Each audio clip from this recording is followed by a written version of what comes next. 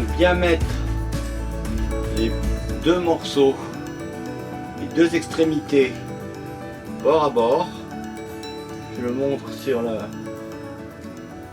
Ensuite tourner très légèrement pour les raccorder en tortillon.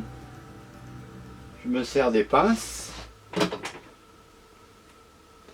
Ensuite, on maintient sa perceuse comme selon la taille, ça sera différent à chaque fois, hein. Et on la met bien au centre du mandrin de la perceuse. Pour les gens qui travaillent en famille, et ben le papa fait ça.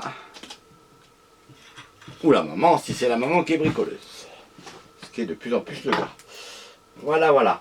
Donc, pas besoin de coincer ça dans autre chose que les pinces quand on a la force de tenir.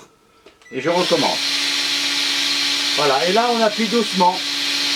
Doucement, doucement. Voilà. Et tout doucement, on voit un joli filigrane qui arrive. Voilà, et à un moment donné, il faut s'arrêter avant que ça s'entortille sur lui-même. C'est pas très compliqué, on peut en rater un ou deux au début, mais voilà. Si ça casse à une extrémité, c'est que c'est arrivé à son point de rupture et c'est parfait. Voilà. Et là, vous vous rendez compte que le métal est beaucoup plus rigide. Donc je vais prendre mes deux petits bouts de métal là, ça me fait 2 poissons. Donc là on était parti sur un fil qui fait 1 mm, on se retrouve avec un fil qui s'est doublé en 2 mm. Donc là l'intérêt d'avoir une bonne pince qui coupe, hein. Puis moi je garde toujours les petites extrémités là qui sont rondes, je les montre, ça peut servir. Voilà, oh ben elle est partie loin celle-là, on ira la chercher. Voilà, je coupe le bout pour être bien propre. Donc ma petite tige est bien belle et bien propre. Maintenant, je vais faire la bouche du poisson. Et oui, je commence par la bouche.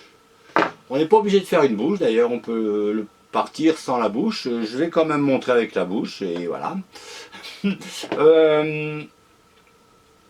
On démarre au milieu du métal, de la petite tige, et on tord une première fois avec la pince conique. Je montre là, je vais mettre un petit dessin après ou une petite image. Vous voyez, une première fois, après je décale, je vais me remettre devant la caméra, je décale et je redescends comme ça. Une deuxième fois, donc j'ai ça. Hein, et ensuite, je vais faire pareil de l'autre côté. Ce qui fait que j'obtiens une forme comme ça. Et là, à partir de ce moment-là, on peut resserrer ça en le rentrant à l'intérieur. Vous voyez, et là j'ai une bouche qui commence à devenir un tout petit peu plus. Je vais mettre à côté de l'autre bouche du poisson. Vous voyez, on a une bouche qui commence à ressembler un peu à un graphisme de bouche. Voilà. Comme toujours, ce genre de technique, ne pas trop chercher la perfection si on veut avoir quelque chose de sympa et de ludique et qui graphiquement a de l'intérêt. C'est un peu la leçon de Calder, hein. Voilà. Et là, on cherche une forme de poisson. Voilà. Je la montre à la caméra et je vais vous montrer après comment on ligature ça. Là, on a déjà la base. Voilà. On va poser.